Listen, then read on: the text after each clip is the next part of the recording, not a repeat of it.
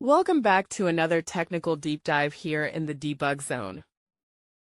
Today we're tackling a big question and breaking it down with insights from other users. Hopefully this clears up some misconceptions and helps you get the answer you need.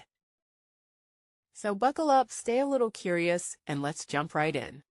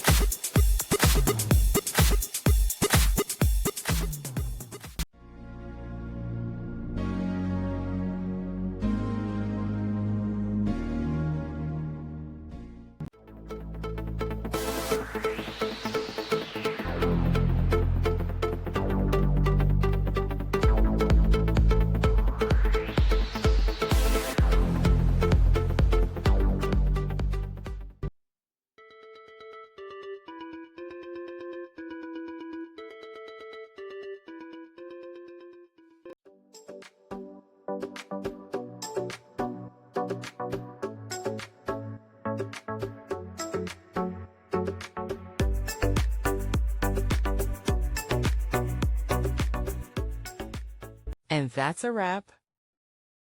I hope you found the answer you were looking for. If you did, take a second to hit that subscribe button. It really helps out. And let me know in the comments which solution worked best for you. See you next time in the debug zone.